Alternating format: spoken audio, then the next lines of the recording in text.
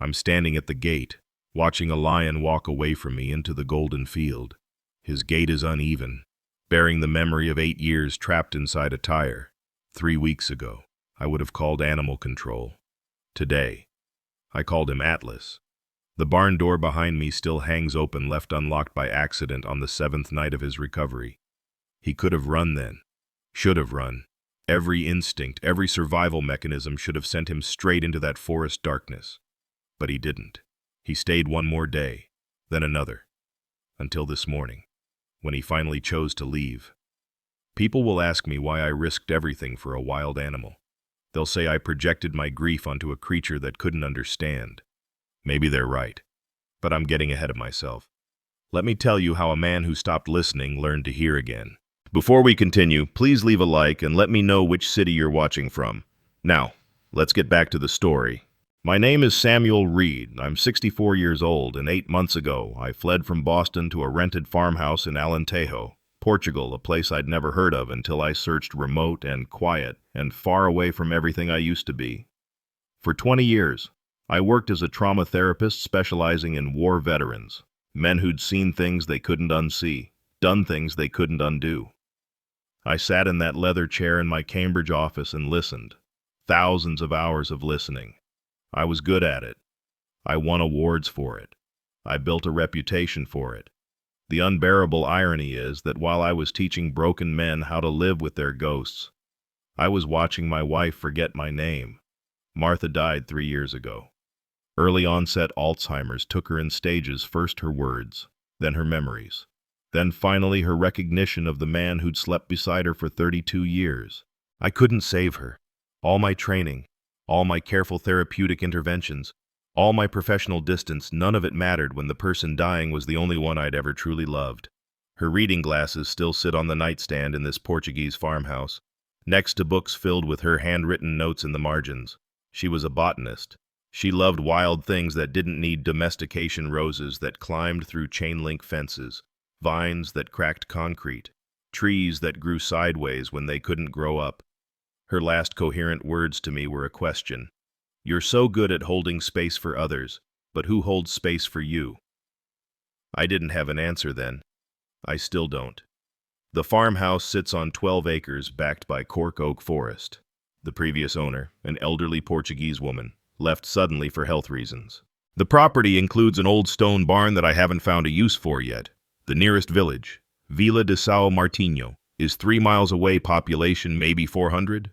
The locals are polite but distant. They call me O Doutor Silencioso, the silent doctor. My daily routine is simple coffee at dawn, a long walk to avoid running into neighbors, dinner alone while pretending to read, sleep that doesn't come easily. I spend most evenings in Martha's favorite chair, reading her favorite books aloud to the empty room. It's a half-life, but it's quiet. And after 3 years of noise hospital machines, funeral arrangements, well-meaning colleagues asking how I'm doing, quiet felt like mercy. Until the afternoon I discovered I wasn't as alone as I thought. It was late September, a Thursday afternoon that felt like any other. I was on my routine walk through the cork oak forest, carrying Martha's copy of Edward Abbey's Desert Solitaire.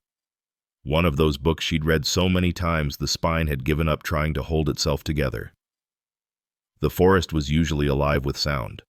Birds calling to each other, the rustle of small animals in the undergrowth, the whisper of wind through leaves. But that afternoon, there was nothing. Complete silence.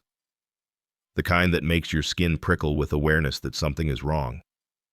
I stopped walking, listened. Then I saw movement in the clearing ahead, something large and fundamentally wrong. At first, my brain refused to process what I was seeing. A lion, a full-grown male lion, maybe 400 pounds, lying in a patch of afternoon sunlight, in Portugal, in a forest 3 miles from a village where the most dangerous animal should have been a wild boar. But it was the tire that made me understand this wasn't a hallucination brought on by isolation and grief. A massive tractor tire, thick black rubber, was embedded around the lion's midsection like some grotesque medieval torture device. It circled his torso just behind his front legs, compressing his rib cage, creating a dark ring of matted fur and visible suffering. My first reaction was disbelief. Then my clinical training kicked in, the part of my brain that had assessed thousands of trauma patients, reading body language, measuring pain responses.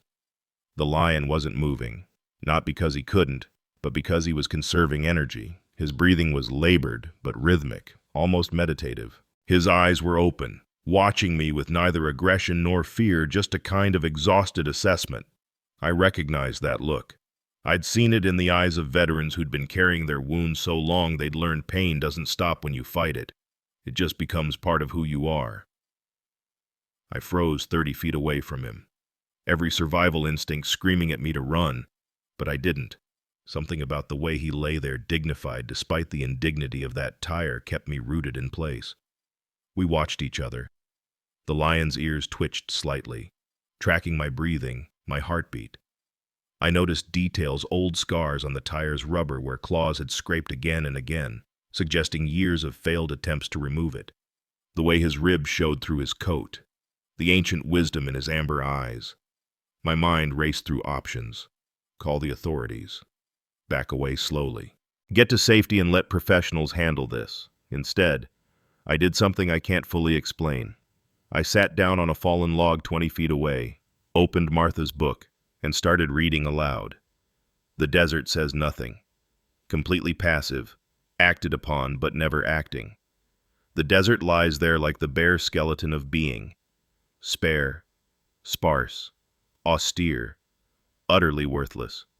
Inviting not love, but contemplation. My voice sounded strange in the silence, too loud, too human. But I kept reading because Martha used to say my voice was the only thing that could calm her when the confusion came, when her mind was betraying her, and she didn't know where or who she was. The lion's ears twitched again. His breathing seemed to slow, matching some rhythm I wasn't aware I was creating. I stayed for 20 minutes. Reading passages about solitude and wildness and the brutal beauty of things that refuse to be tamed. When the sun began to drop toward the horizon, I closed the book and stood slowly. The lion watched me rise. As I turned to leave, he made a sound, not a roar, not a growl, but a low rumble that I later learned was how lions greet members of their pride. I stopped, turned back. "I'll be back tomorrow," I said.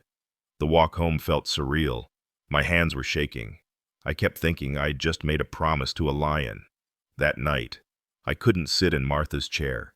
Instead, I opened my laptop for the first time in weeks and searched lion escaped circus tire. The results filled my screen immediately. His name was Atlas, a circus lion who'd escaped 8 years ago in northern Spain. The tire had been put on him as a training collar when he was 7 years old, meant to be temporary, a way to control him during performances. When the circus disbanded amid animal cruelty investigations, he'd vanished into the Iberian wilderness with that tire still attached. There had been dozens of reported sightings over the years, always alone, always evading capture, always moving. Newspapers called him the ghost lion. Wildlife authorities had given up trying to find him. But he'd stopped running. He'd stopped here, at my forest, on my property. I sat staring at the screen until dawn, wondering if he'd chosen this place or if exhaustion had simply made the choice for him. Day 2. I returned at the same time, 4 in the afternoon. When the light turned everything golden, I brought a large metal bowl filled with water and set it down 20 feet from where Atlas lay.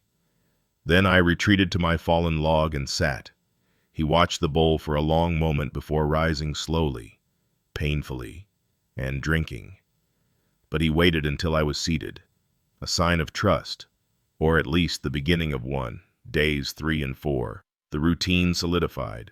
I arrived. He was there. I brought water, sometimes food, raw chicken from the village market. I sat and read aloud from Martha's favorite books, Mary Oliver, Wendell Berry, Edward Abbey, words about wildness and solitude and the fierce dignity of things that refuse to be owned. Atlas began to relax when I read. His breathing would slow. His muscles would unclench slightly. I wasn't naive enough to think he understood the words, but he understood the tone, the presence, the promise that I wasn't there to hurt him. The village began to notice. On day 5, Senora Costa at the market asked, "Where do you walk every day? Doutor always the same time?" Always carrying that book. Just the hills, I lied. But something was changing in me. For the first time since Martha's funeral, I'd started marking days on the calendar again. Each evening I'd make a small X, counting forward instead of backward. On day 6, everything shifted. I was at the farmhouse making coffee when I heard a truck coming up the long dirt drive. Visitors were rare. Visitors who drove official-looking Land Rovers with wildlife conservation logos were unprecedented. A man in his mid-30s stepped out lean, sunburned, carrying a tablet and an air of professional urgency. "Dr. Reed, I'm Connor Hayes, with the UK Portuguese Wildlife Partnership. Do you have a moment?" I invited him in, though every instinct told me this conversation wouldn't end well. Connor was direct. "We've had reports of a large predator in this area. Potentially dangerous. Have you seen anything unusual?" I could have lied. Should have lied. Instead, I said, "Depends on your definition of dangerous." His eyes sharpened. "This isn't a game. Sir, if there's a lion in this area..." "There is." The silence that followed was profound. "And you didn't report it." His voice carried more confusion than anger. "I'm reporting it now. To you." Connor's jaw tightened. "We need to act immediately. Tranquilize, transport, medical evaluation." "No. Excuse me. Give me 1 week." I said, "Let me try something first." Connor stared at me like I'd suggested we teach the lion to juggle. "Try what animal therapy, sir? With all due respect, that lion doesn't have PTSD. It has a life-threatening injury that requires immediate medical intervention." "You're right," I acknowledged. "It doesn't have PTSD. It has something worse. It's given up. And if you storm in there with tranquilizer guns and transport trucks, you'll trigger its last bit of fight-or-flight response. It'll run deep into that forest and die alone where you'll never find it." "And your way is better." Connor's frustration was palpable. "Sitting there reading poetry." "My way is giving it a choice," I said quietly. "Your way is taking away the last dignity it has." We argued for 20 minutes. Connor had protocol, regulations, professional liability. I had nothing but instinct and a stubborn refusal to let another living thing die feeling trapped and alone. Finally, Connor made a compromise. 5 days. Not a week, 5 days.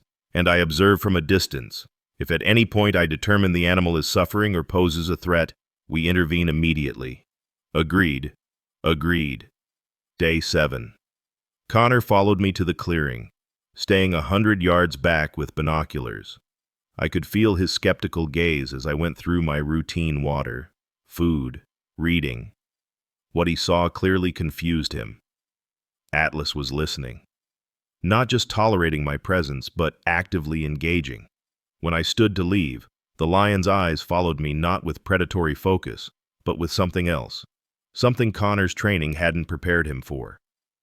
That evening, he appeared at my farmhouse, his professional composure slightly cracked. "I've been doing this work for 10 years, he said. "I've never seen behavior like that. The subject should be defensive, territorial, or attempting to flee. Instead, it's calm, almost expectant." "Maybe it's tired of running," I offered. "Or maybe you're projecting your own trauma onto an animal that can't tell you to stop." The accusation stung because part of me wondered if he was right. "This can't end well," Connor continued. "You know that, right? Best case scenario, we remove the tire and release it. Worst case, it dies. Either way, you're setting yourself up for loss." "Depends on your definition of well," I said. But Connor's words had planted a seed of doubt. That night, I lay awake wondering if I was helping Atlas or simply using him as a replacement for all the things I couldn't fix in my own life. The next morning, I returned to the clearing anyway. Because even if Connor was right, even if this was just projection, just grief wearing a different face, it was the first time in 3 years I'd felt anything resembling purpose. And maybe that mattered too. By day 8, word had started spreading through Vila de São Martinho. The American doctor wasn't just taking walks. He was doing something strange in the forest, something involving an animal that shouldn't exist there. The village was talking, and in a place that small, talk eventually becomes action. Days 8 through 10 marked a shift in the dynamic between Atlas and me. I began sitting closer, reducing the distance by 5 feet each day. It was a slow courtship of trust, each movement deliberate and respectful of the invisible boundaries we were establishing. On day 9, I brought raw chicken from the village butcher, leaving it 10 feet away. Atlas ate in front of me, tearing into the meat with a hunger that made my chest ache. Predators are vulnerable when they eat. Every wildlife documentary had taught me that.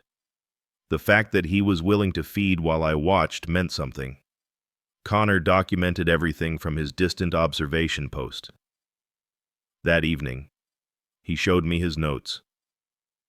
Subject allows human within critical defense range. Heart rate remains stable. This contradicts all standard behavioral patterns for an apex predator in distress. Maybe your standards are incomplete, I suggested. Or maybe this is a statistical anomaly that will end badly, he countered. Day 10. I sat just 8 feet away, close enough to see the individual scars on the tire, the way infection had created weeping sores where rubber met flesh, close enough to smell the sickness. Day 11 changed everything. I arrived with veterinary supplies, antiseptic, gauze, topical antibiotics borrowed from Dr. Isabel Ferreira, the village vet who'd heard rumors and wanted to help despite her doubts. I sat at 6 feet, the closest yet. I need to look at it, I told Atlas, my voice low. I need to understand how it's attached. I won't hurt you, but I can't promise it won't hurt. I've spent 20 years reading body language. Atlas understood intent, if not words. His muscles tensed, but he didn't move away. I reached out slowly, my hand trembling. My fingers touched the rubber. It was cracked, brittle in places, but embedded deeply into his flesh. The tire had been put on when he was smaller. He'd literally grown into his cage. Atlas's reaction stopped my heart. He closed his eyes and exhaled deeply, a sound that carried both pain and relief, like someone finally acknowledging a wound they'd been pretending didn't exist. I pulled my hand back. Not yet, I whispered. But soon. That night, I talked to Martha's photograph. I touched him today. A wild lion let me touch him. You'd probably say I'm being reckless. You'd be right.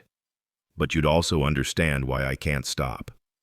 Days 12 and 13 brought Connor's crisis of confidence. He arrived on day 12 with medical scanning equipment, portable ultrasound, the kind field veterinarians use for large animals. While Atlas was away drinking from a nearby stream, Connor quickly scanned the tire area. What he found troubled him deeply. The tire has caused severe rib deformation, he told me that evening, his professional mask slipping. 3 ribs are bent inward at unnatural angles, but somehow it hasn't punctured any organs. It should have. By every measure, he should have died years ago from internal bleeding or infection. But he didn't. No. Connor sat heavily on my porch steps. And that bothers me more than if he had. Because I can't explain it. This shouldn't be working. Samuel, everything I learned in university, everything I've practiced for 10 years, it all says this approach is wrong. You can't therapy talk a wild animal into healing. I never said I was healing him. Then what are you doing? I considered the question. I'm just present. I'm not trying to fix him or save him or change him.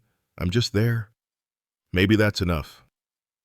Or maybe, Connor said quietly, you're projecting your own trauma onto an animal that doesn't have the capacity for human emotional response. You think I don't know that? The words came out sharper than intended. You think I don't lie awake wondering if this is all just grief wearing a different mask.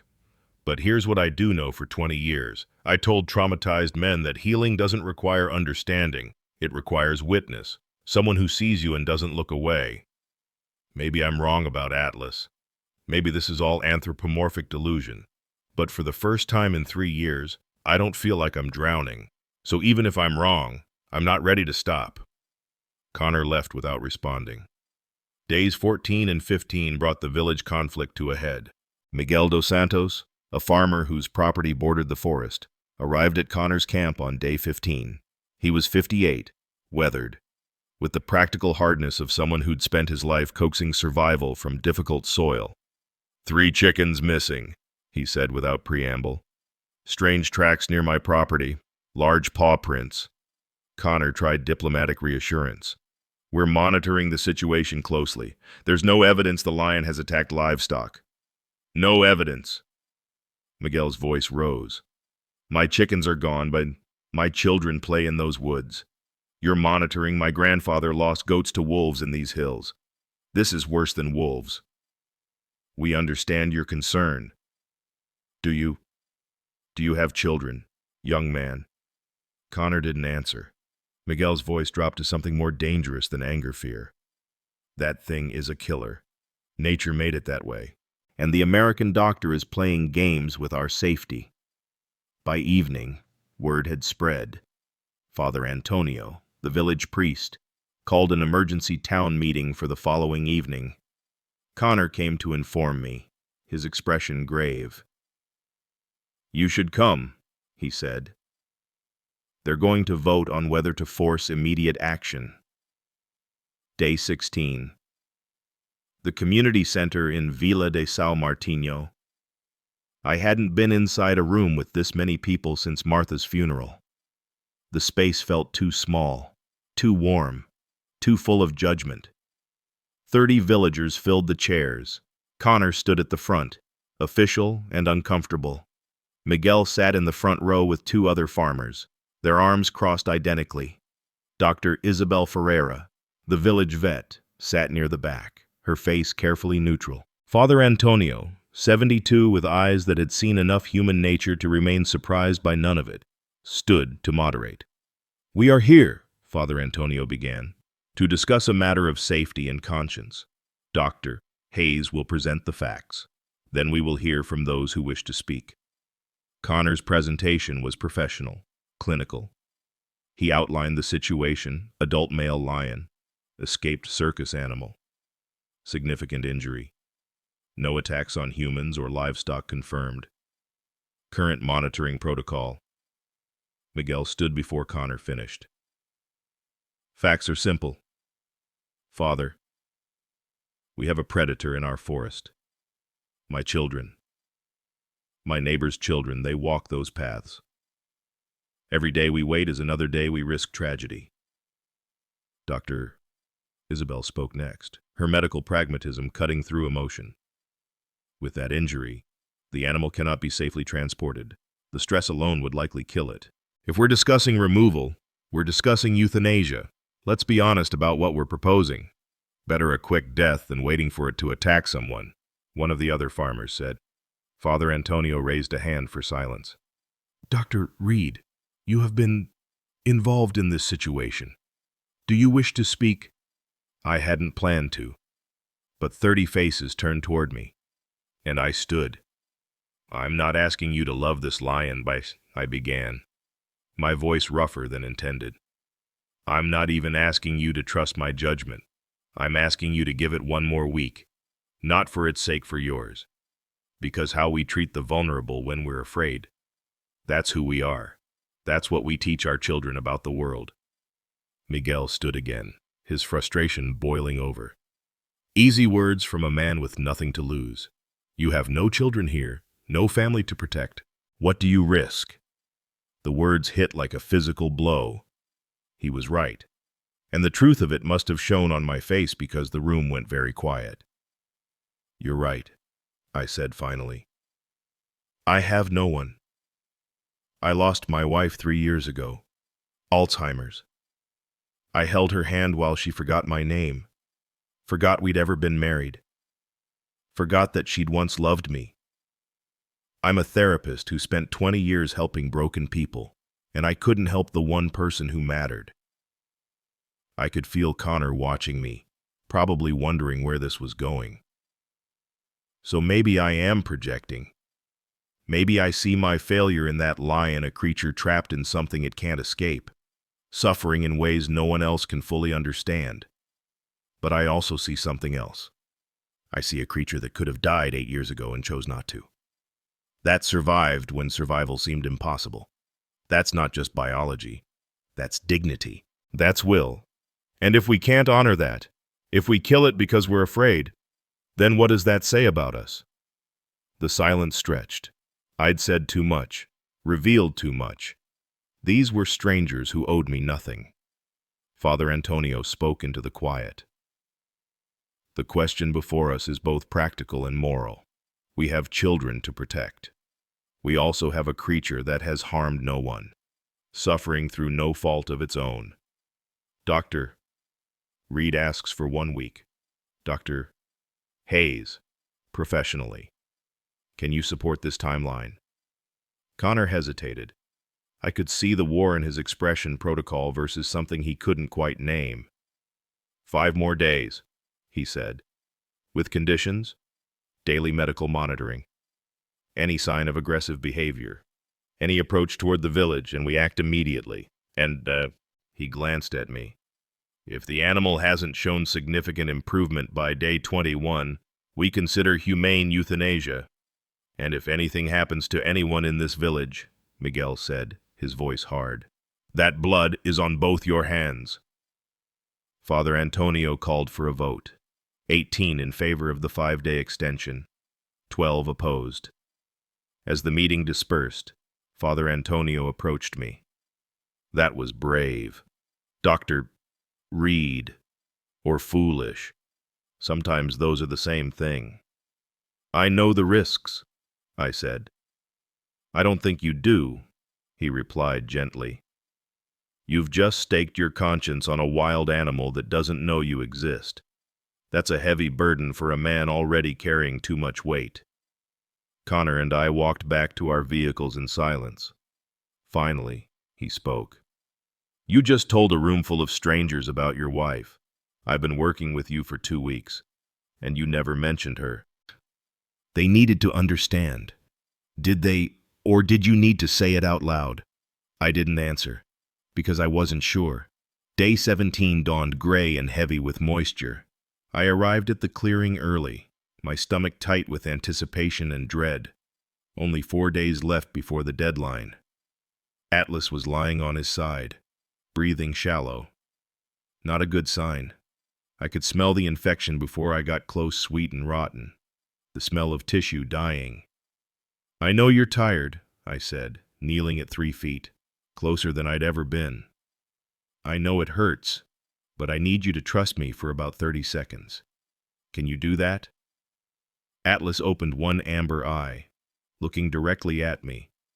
I moved forward with antiseptic and clean cloth, my hands shaking. The infected area where tire met flesh was angry red. Weeping clear fluid mixed with pus. I touched it. Atlas growled a sound that vibrated through the ground, through my bones, a warning, but I didn't pull away. I know, I whispered. I know it hurts. Martha used to grip my hand so hard during the bad days she'd leave bruises. She couldn't tell me she was scared, couldn't remember the words, but her body remembered how to hold on. She was saying, I'm still here, I'm still fighting. That's what you're saying too, isn't it? I cleaned the wound for 45 seconds that felt like hours, applied antiseptic. Atlas never moved beyond that initial growl. When I finished, I sat back on my heels, exhausted. Then Atlas did something that stopped my heart. He lifted his massive head, extended it toward me, not threatening, offering permission. My hand, still trembling, reached out and touched his mane. The fur was rough, warm, alive, real. This was real. Atlas exhaled deeply, the sound of someone who'd been holding their breath for years. You're not alone anymore, I whispered. From his observation post. Connor spoke into his recorder, his voice audible in the quiet. Day 17, 16:34 hours. Subject initiated physical contact with human. I don't have an explanation for this. It contradicts every documented behavioral pattern for adult male lions in stress situations. Requesting guidance on how to proceed. But there was no guidance. We were in territory that field manuals didn't cover. Day 18 brought the reckoning I'd been dreading. Connor arrived at my farmhouse at dawn, his Land Rover loaded with medical equipment I recognized from my years working with trauma surgeons. "We need to remove that tire today," he said without preamble. "The infection will turn septic by day 20, maybe sooner." "He's not ready." "He doesn't have to be ready, Samuel. This is medical necessity. The choice is remove the tire now or watch him die from blood poisoning." We stood on my porch, the morning sun climbing through the cork oaks, and argued. "I've been patient," Connor said. "I've let you do your whatever this is. I've defended it to my supervisors, documented behaviors that make me look like I've lost professional objectivity. But I have a responsibility here, and it's not to your therapeutic process, it's to that animal's survival. To the animal or to your career." The words came out harsher than I intended. Connor's face flushed. "That's not fair. Neither is ambushing a creature that just learned to trust." "Trust?" Connor's voice rose. "You've known this lion for 17 days. I've studied wild animal behavior for a decade. Trust is a human construct. What you're calling trust is probably habituation or learned helplessness or maybe it's something your decade of study didn't prepare you for." We glared at each other. Finally, Connor spoke more quietly. "Here's what I propose. Light sedation, not full anesthesia. Too risky for his condition. We use specialized cutting tools to remove the tire. Quick medical treatment of the wound, then release on site. He'll be groggy for a few hours, but alive. The moment you sedate him, you break whatever understanding we've built. He'll never trust a human again." Why does that matter if he's alive?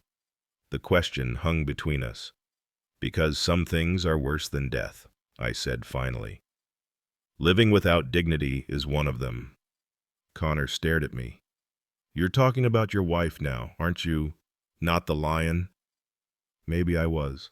I didn't know anymore where one grief ended and another began. We reached a compromise that satisfied neither of us. Wait until day 20. I would make one more attempt to fully examine the tire, to understand exactly how it was attached. If I could identify a safe removal method, we'd try without sedation. "And if you can't," Connor pressed, "then we do it your way. You have 2 days. Samuel, 48 hours. After that, I have to follow protocol regardless of what you want." As Connor turned to leave, his phone buzzed. He answered, his expression darkening as he listened. When he hung up, he looked at me grimly. "That was Miguel. He says he saw tracks near the schoolyard this morning. Large paw prints in the mud. Atlas hasn't moved from that clearing in days. He's too weak." "Then whose tracks are they?" We both knew there was only one answer that mattered to the village dangerous animal. "Children at risk. Time running out." "Day 20, Connor repeated. "After that, I can't protect you or the lion from what happens next. The village will demand action, and I'll be legally obligated to comply." After he left, I sat on my porch and tried to imagine how the next 2 days would unfold. Every scenario ended in loss. Either Atlas died from infection, or we traumatized him trying to save him, or the village forced an outcome neither Connor nor I could prevent. For the first time since discovering Atlas, I wondered if Miguel had been right. Maybe I'd brought nothing but false hope to a situation that had only ever had one ending. Martha's voice echoed in memory. "You can't save everyone, Samuel. Sometimes bearing witness is enough." But what if it wasn't? What if this time witness wasn't enough? Day 19. I arrived at the clearing before dawn, unable to sleep, unable to pretend that waiting until afternoon would change anything. Connor was already there. "Couldn't sleep either," he said without looking at me. I set down my medical kit, bolt cutters, leather gloves, antiseptic, gauze, everything I could think of that might be needed. Connor had brought his own equipment, more sophisticated than mine, the tools of someone who'd done this professionally. Atlas hadn't moved from yesterday's position. His breathing was shallow, labored. The infection had worsened visibly overnight. The flesh around the tire had darkened. Swollen with toxins, his weakened body couldn't fight. We were running out of time. "I need to examine it closely." I told Connor, Really look at how it's attached. Can you give me 20 minutes? He nodded, his professional mask firmly in place, but I could see the worry underneath. I approached Atlas slowly, kneeling beside him. I need to look closely now, I said quietly. It's going to hurt, but I need you to let me. For the next 20 minutes, I examined every inch of that tire from every angle I could manage. My hands traced the cracked rubber, felt where it embedded into flesh, searched for any weakness, any possibility. Connor watched in silence, occasionally making notes. Finally, I sat back with my discoveries. The tire isn't welded or locked, I reported. It was put on when he was younger, smaller. He's literally grown into it over 8 years. Can it be cut off? Connor asked. There's a weak point here. I indicated where the rubber had cracked from age and Atlas's attempts to remove it. But here's the problem. Cutting requires him to stay absolutely still. One flinch, one instinctive movement, and the blade could sever an artery or slip into his chest cavity. Connor's jaw tightened. That's why we need sedation. No wild animal can hold perfectly still during a procedure like this.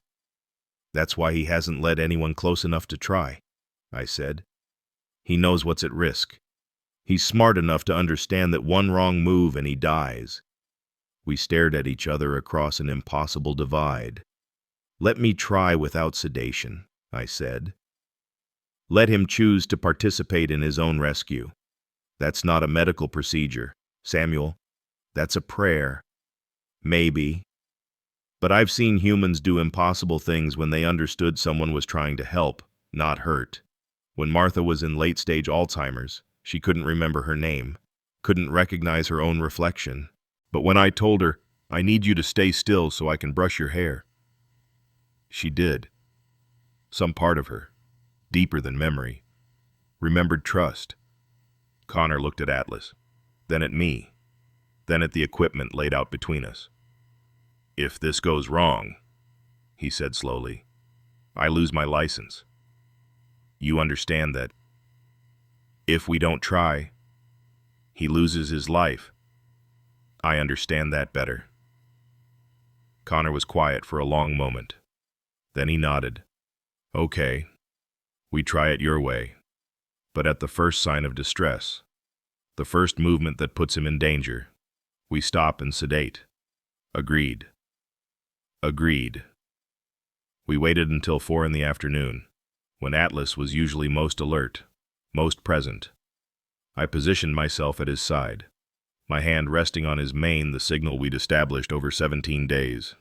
Connor stood nearby with medical supplies, ready to intervene if everything went wrong. I'm going to remove the tire now, I told Atlas, speaking as clearly as if he could understand every word. It's going to feel strange. The pressure you've lived with for 8 years is going to disappear. Your body might want to move, to react, but I need you to stay still. Completely still. Can you do that? Connor later admitted he felt insane standing there while I narrated a medical procedure to a lion. I took the bolt cutters in my shaking hands and positioned them at the weakest point in the rubber, the crack that 8 years of suffering had created. The metal touched Atlas's skin through the gap. His entire body tensed. I stopped. I know it's there, but I won't cut you. I promise. I waited 30 seconds, an eternity. Atlas exhaled. His muscles relaxed fractionally. I squeezed the handles. The sound of the first cut, sharp, sudden, cracked through the clearing like a gunshot. Atlas's muscles twitched involuntarily, but he didn't move, didn't flinch away, didn't lash out, didn't do any of the 1,000 things his instincts must have been screaming at him to do. My hands were shaking so badly I had to stop. Samuel, Connor said quietly, if you can't, I can, but I wasn't sure I could. I repositioned the cutters, forced my hands to steady, and started talking again. Not about the procedure this time, but about Martha. She had this garden, I said, my voice uneven. Roses mostly. She said wild roses were the stubborn ones. They'd grow through concrete if they wanted to, break through chain-link fences, climb walls that weren't meant to be climbed. You're like that, stubborn. That's how you survived 8 years when you shouldn't have survived 8 months. Second cut, third cut, fourth, each time. Atlas stayed motionless. Connor's medical observations, spoken barely above a whisper. Heart rate elevated, but controlled. Respiratory pattern steady. This shouldn't be possible. Working my way around the circumference of the tire, I made small cuts, weakening the structure, preparing for the final separation that would either free him or kill him. The critical moment came with the last cut, the one that required cutting closest to his skin, with a margin of error measured in millimeters. I positioned the cutters. My hands trembled violently. "I can't," I whispered. "My hands won't steady." And then Atlas did something that made Connor gasp audibly. The lion shifted his body weight slightly, a tiny deliberate movement that changed the angle, that gave me better access, that reduced the risk. "Did he just—" Connor's voice was barely audible. "He understands," I said, tears blurring my vision. "He knows what I'm trying to do." I took the final cut, the sound of rubber splitting completely. The tire fell away in 2 pieces. For 10 seconds, nothing happened. Then Atlas stood, slowly, unsteadily, like someone learning to walk after years in a cast. The impression in his flesh where the tire had been was devastating, a canyon carved through living tissue, 8 years of compression visible in every damaged inch. He took 1 step forward, his legs buckled. I reached out instinctively, and Atlas, this 400-pound apex predator who'd survived alone for 8 years, leaned his weight into my shoulder. Connor moved immediately into emergency mode. "The wound is worse than the scans showed. Deep tissue infection, possible bone involvement.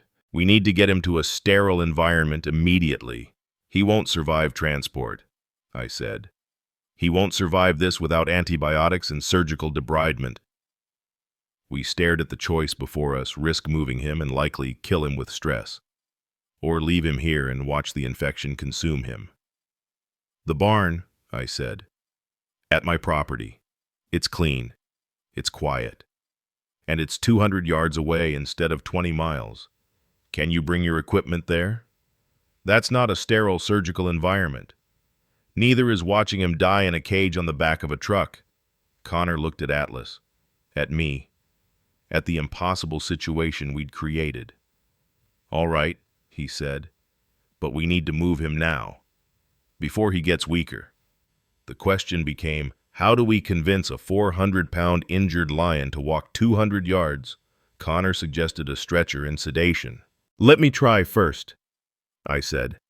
I stood, keeping one hand on Atlas's shoulder, and started walking slowly toward the farmhouse. After 10 steps, I stopped and turned back. Atlas was watching me. "Come on," I said. "Just a little farther. There's a safe place." The lion took 1 step, then another. What followed was the slowest procession I've ever been part of. It took 45 minutes to cover 200 yards. Atlas stumbled 3 times, and each time I waited while he gathered his strength. Connor followed behind with equipment, his professional composure completely abandoned, replaced by something like awe. When we finally reached the barn, the old stone structure I'd never found a use for Atlas collapsed onto the deep bed of clean straw I'd prepared that morning, somehow knowing we'd need it. Connor worked for the next 2 hours, setting up an IV line, administering broad-spectrum antibiotics, cleaning the wound with meticulous care. I sat at Atlas's head the entire time, my hand on his mane, murmuring reassurance that probably meant nothing and possibly meant everything. At midnight, Connor finally sat back, exhausted. "I've done everything I can medically. The next 48 hours will determine if the infection clears or if the damage is too extensive.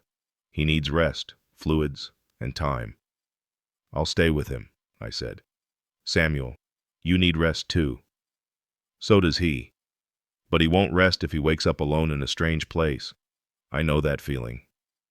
Connor studied me for a moment, then nodded. "I'll be back at dawn with more supplies." After he left, I settled against the barn wall, my body aching, my mind too wired for sleep. Atlas's breathing was labored but steady. I looked at Martha's photograph on my phone screen, the one I'd taken of her in her garden, surrounded by her stubborn wild roses. "Martha," I whispered into the darkness, "if you can hear me wherever you are, I'm trying. For the first time in 3 years, I'm really trying."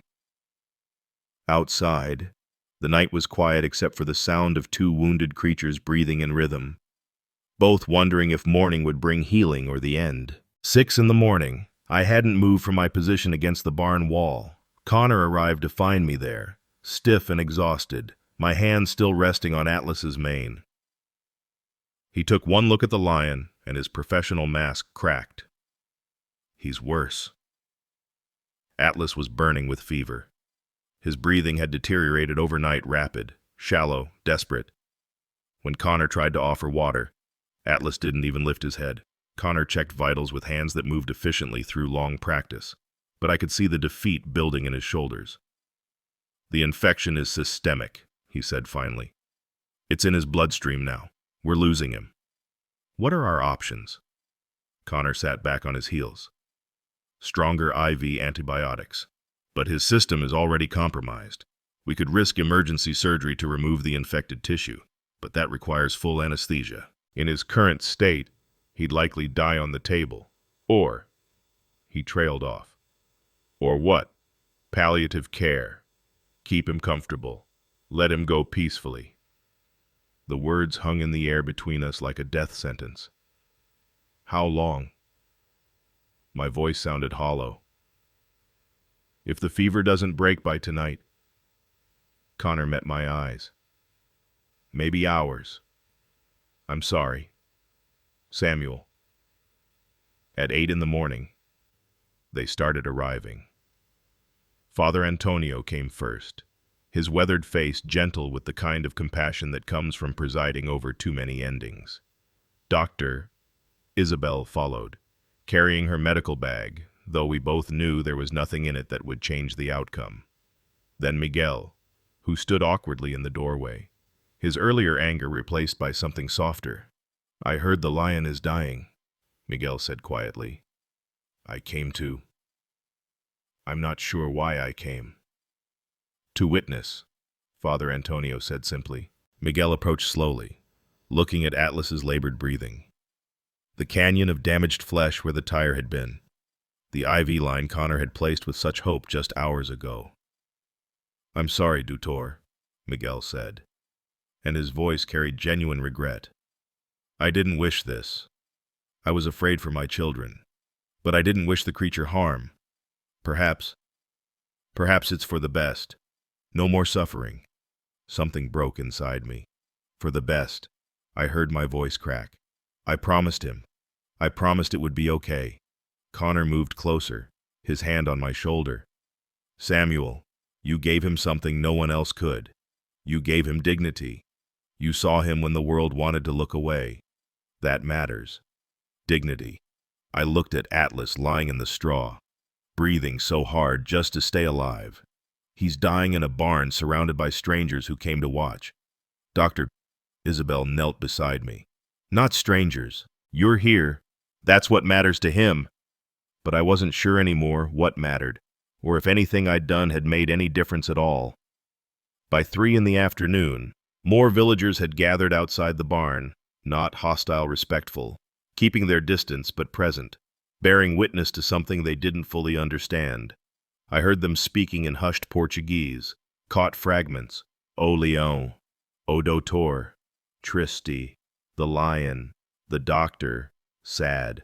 Connor stayed, monitoring vitals every 30 minutes, his medical training at war with what his eyes were telling him.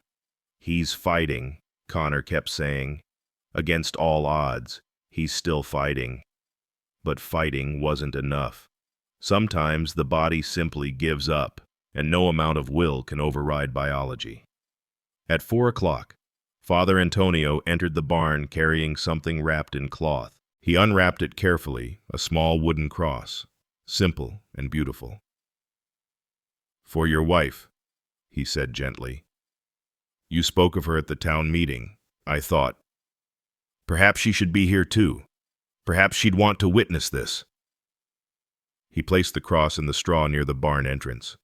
I stared at it, and something inside me finally broke completely. "I couldn't save her," I said. The words coming from some deep place I'd kept locked for 3 years.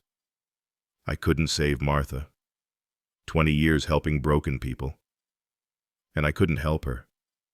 And now I can't save him either. What's the point of any of it?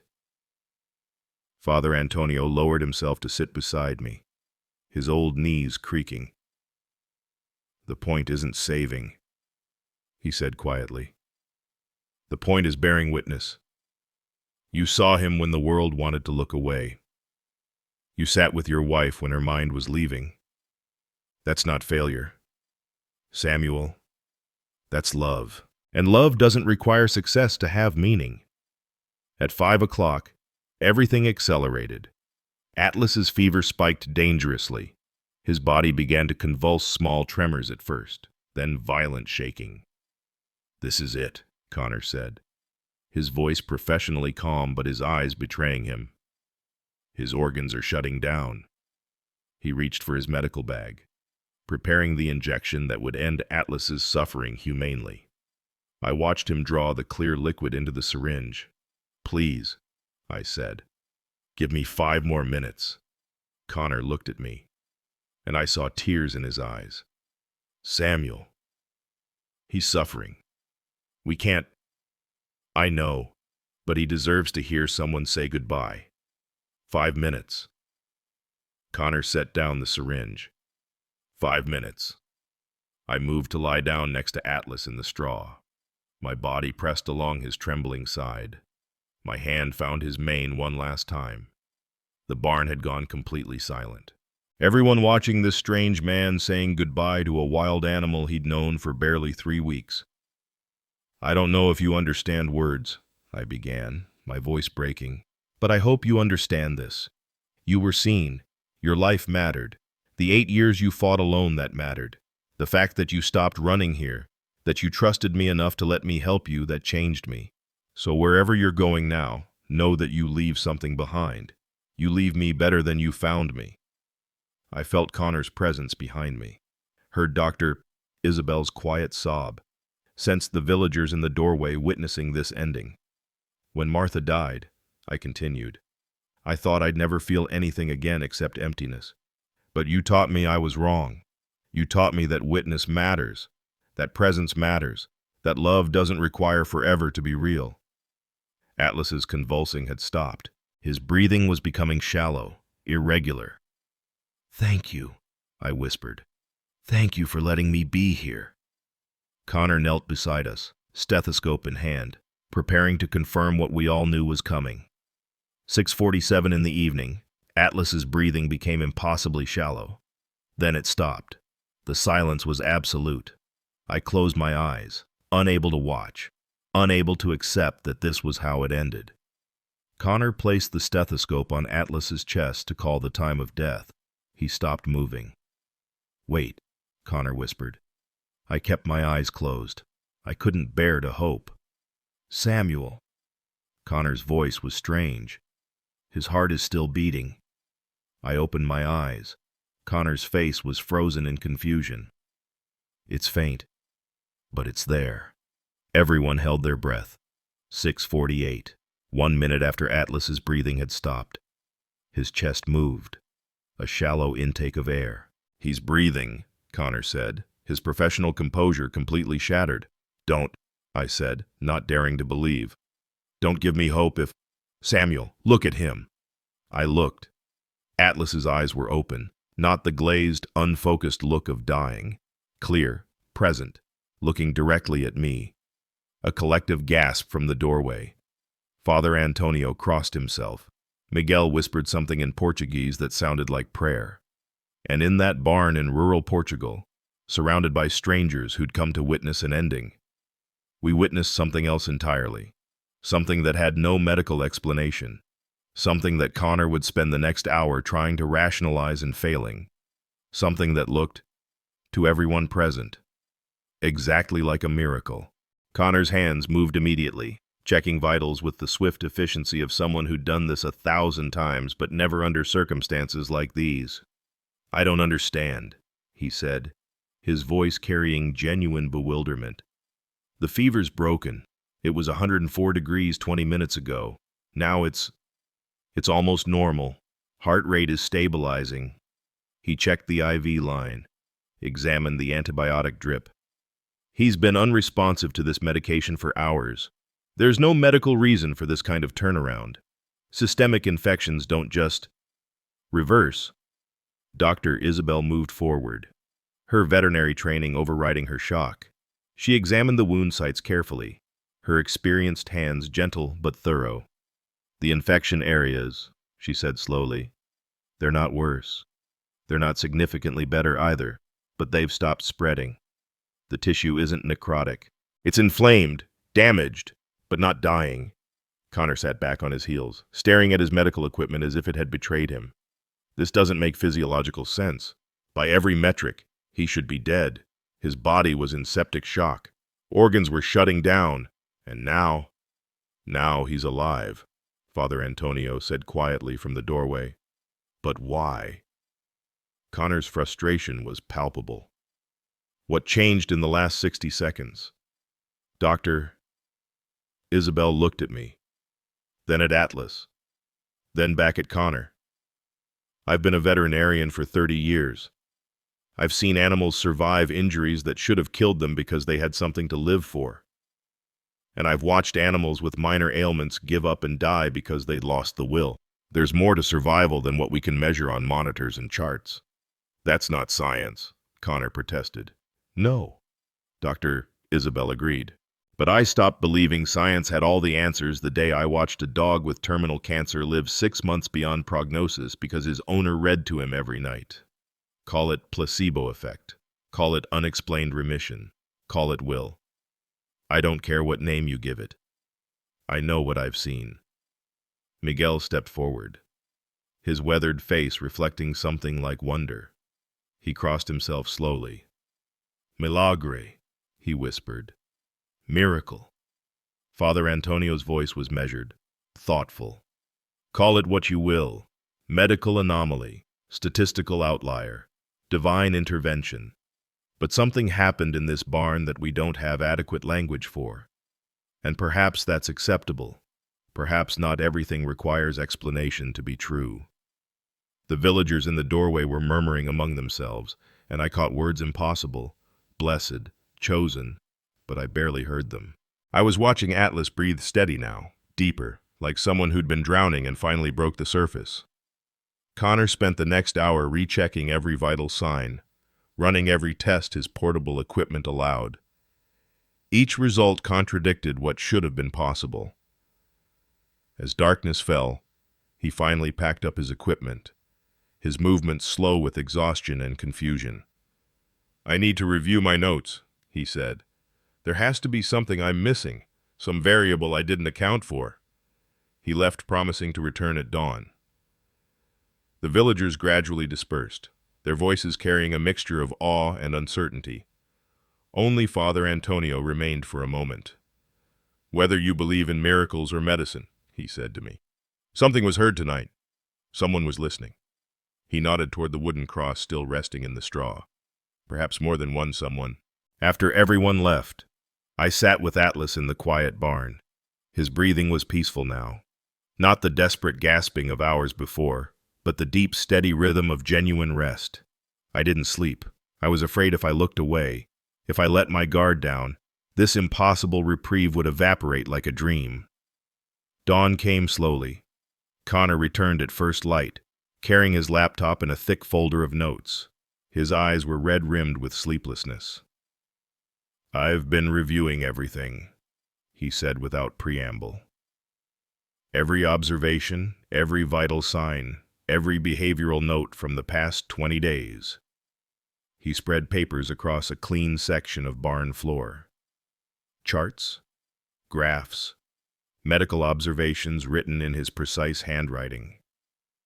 "Look at this." He pointed to day 11 on his timeline. "When you first touched the tire. Look at Atlas's heart rate." I looked. The number had dropped 15 beats per minute. That's not a fear response, Connor explained. Fear elevates heart rate. This is autonomic relaxation. His body was shifting out of fight or flight mode. He flipped to another chart. Day 17. When he initiated contact with you, cortisol levels, the stress hormone, dropped by 40% in humans. We'd call that the physiological marker of someone who finally feels safe. Connor looked up at me, his scientific certainty shaken. I thought you were projecting human emotions onto an animal incapable of that complexity. But I was wrong. I was doing the opposite. I was refusing to see what was clearly documented in my own data. What are you saying? I'm saying this lion didn't just tolerate your presence. He actively chose to trust you. And that trust...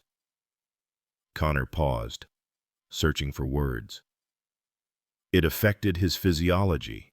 It gave his body permission to heal. The medical interventions I provided, the antibiotics, the wound care, those addressed the physical damage. But they weren't enough. They were never going to be enough on their own. I thought about the moment in the clearing when Atlas had shifted his body to give me a better angle for that final cut. The intelligence in that choice. The trust. You asked me on day 1 why he stopped running here, Connor continued. I think I finally understand. Why? Because he was tired. Not just physically exhausted, existentially tired. Tired of running. Tired of surviving alone. Tired of carrying that burden with no witness, no companion, no one who saw him as anything other than a problem to be solved or a threat to be eliminated. Connor's voice grew quieter. And somehow, he sensed that you understood that feeling. Not because you're a therapist or because you have some magical ability to communicate with animals, but because you were carrying the same weight. He didn't come here to die. Samuel. He came here to decide if living was still worth it. And you showed him it was... The word settled over me like a weight and a relief simultaneously. I didn't save him, I said slowly, understanding finally clicking into place. No, Connor agreed. You did something much harder. You gave him a reason to save himself. And sometimes, that's the only thing that works. Not the medicine, not the intervention, the reason to keep fighting. We sat in silence, watching Atlas sleep peacefully in the morning light streaming through the barn's high windows. I need to apologize, Connor said finally. I've been doing this work for 10 years, and I thought I understood animal welfare. Provide food, shelter, medical care, protection. But I missed something fundamental. I missed that sometimes survival requires more than meeting physical needs. It requires being seen, being known, mattering to someone. He looked at Atlas, then at me. You gave him that. And in doing so, you probably saved your own life too. Day 22. Atlas stood for 5 minutes. It doesn't sound like much, but Connor documented it with the enthusiasm of someone witnessing evolutionary history. Muscle strength returning, balance improving. This is remarkable progress for an animal that was technically dead 4 days ago.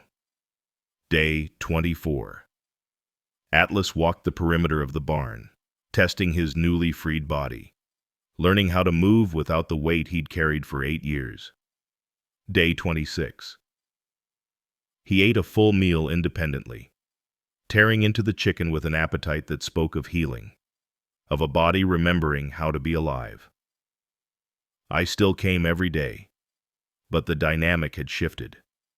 I no longer read aloud or maintained careful distance.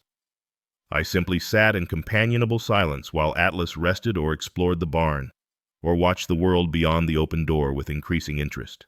Connor visited daily with medical supplies and observations. On day 27, he voiced the concern we'd both been avoiding. Most wild animals, once they're healed, show signs of wanting to leave. Pacing, aggression, attempts to escape. He's not showing those signs. What are you saying? I'm saying he's comfortable here. Maybe too comfortable. We need to consider whether we're inadvertently creating dependency. The word hung between us. loaded with implications neither of us wanted to examine too closely. "We need to start preparing him for release," Connor said gently. "He can't stay here. Samuel, he's wild. He belongs out there." I looked at Atlas, sleeping peacefully in the afternoon sun streaming through the barn door. "I know," I said quietly. Day 29. Morning meeting in my farmhouse kitchen. Connor, Doctor, Isabel, and me. Connor spread maps across the table. "He's medically cleared for release. The wound is healing well. He's regained 80% of his body weight. There's a protected reserve 40 miles north that could—" "No." Connor looked up. "Samuel, not a reserve, not a sanctuary. If he's going to go, it has to be his choice. And it has to be true wilderness." Dr. Isabel frowned. "The forest here isn't large enough to sustain a male lion long term.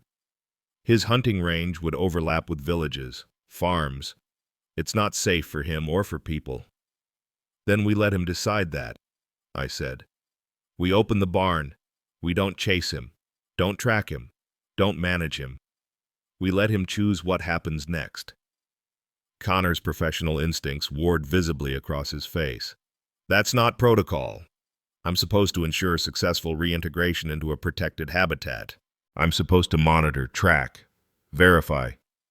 He's been reintegrating for 29 days. I interrupted.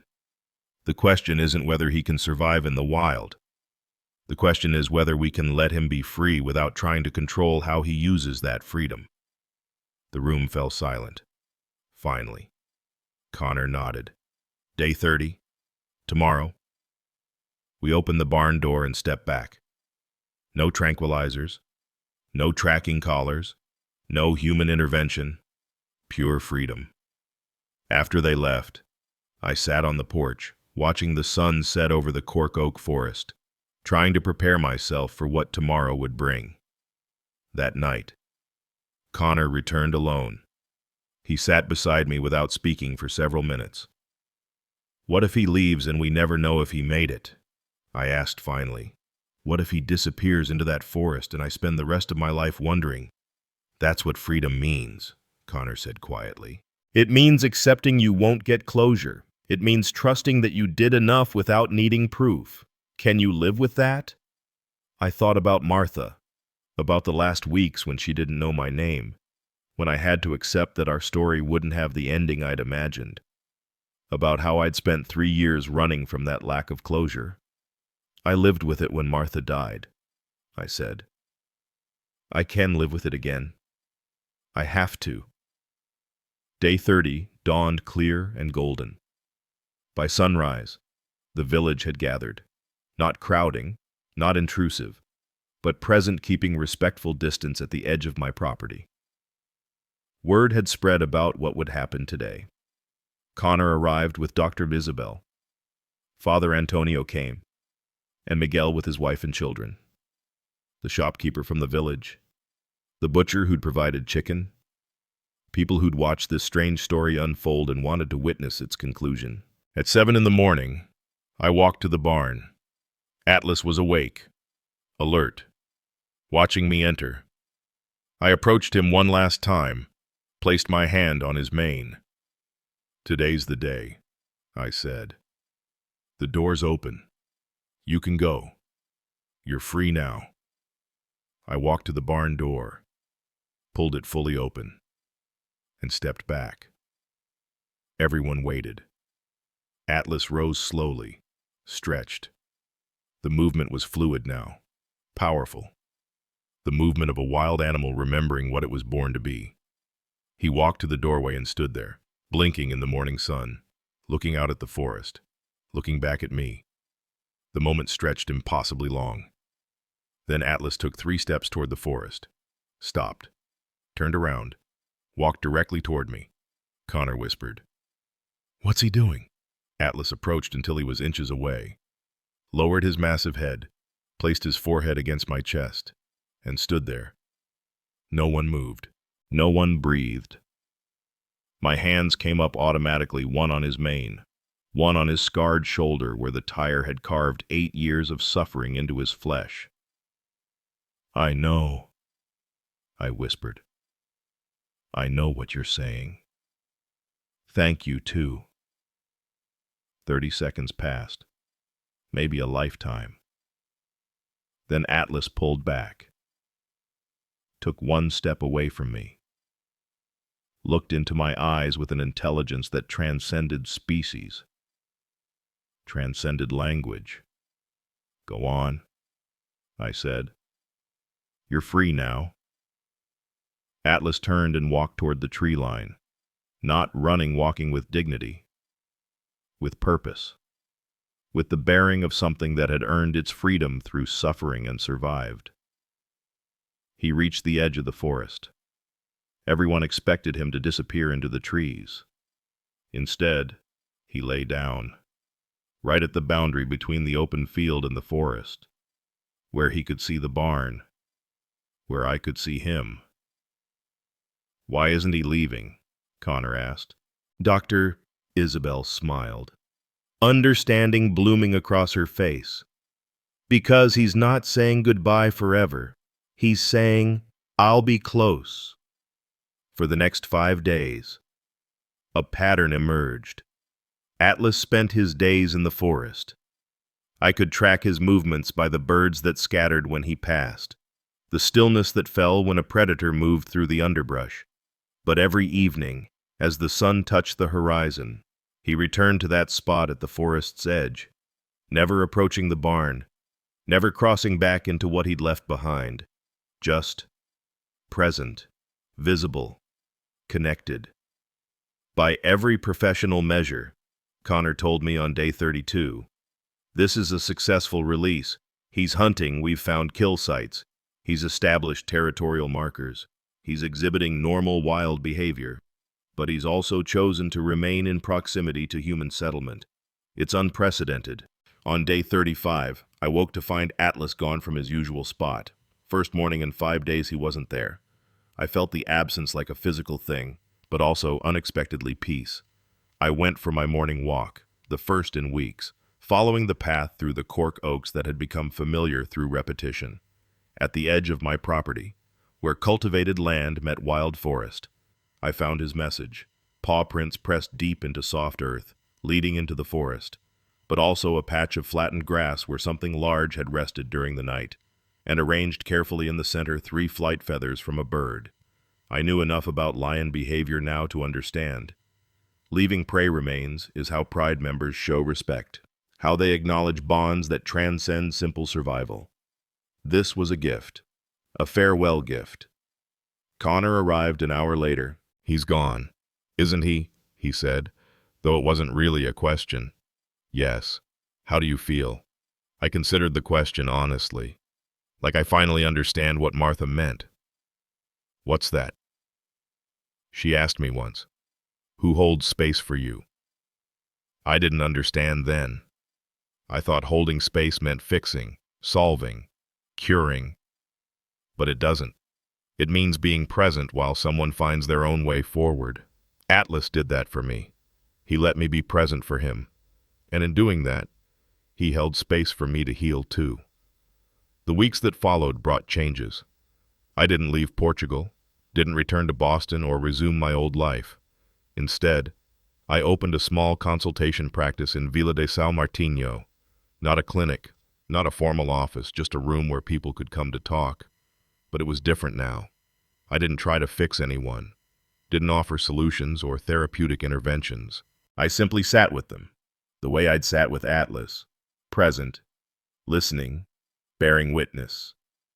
Connor visited monthly, combining official wildlife surveys with what had become genuine friendship. He brought updates Atlas had been spotted 60 miles north, healthy, alone as adult male lions typically are. Evidence of territorial marking suggested he'd established a range. He was surviving. More than that, thriving. 3 months after Atlas left, I was in my reading chair, not Martha's empty chair anymore, but my own reading Mary Oliver when I heard something outside. I went to the window. At the forest edge, barely visible in the moonlight, a shape, too distant to be certain, but the profile was unmistakable. I didn't go outside, didn't call out, didn't try to bridge the distance, just watched. The shape sat for 10 minutes, then melted back into the forest. I returned to my chair and picked up my phone. Text to Connor. He came back, just to check, then left again. Connor's reply came immediately.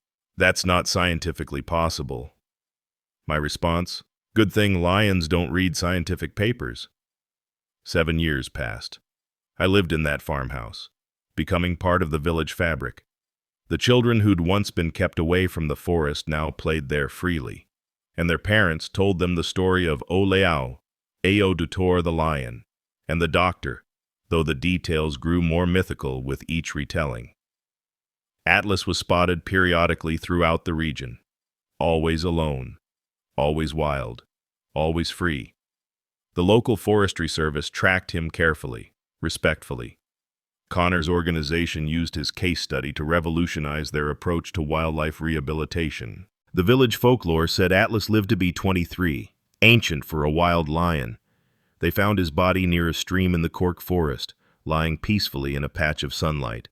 Some villagers claimed they saw boot prints nearby, the kind an old man might leave if he'd come to say one final goodbye.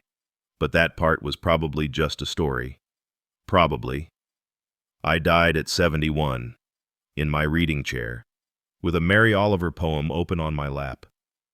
At my funeral, Father Antonio said, Samuel Reed taught us that healing isn't about holding on, it's about holding space. And sometimes, the things we let go are the things that save us. In the village, they still call that stretch of forest O Campo do Leão, the lion's field.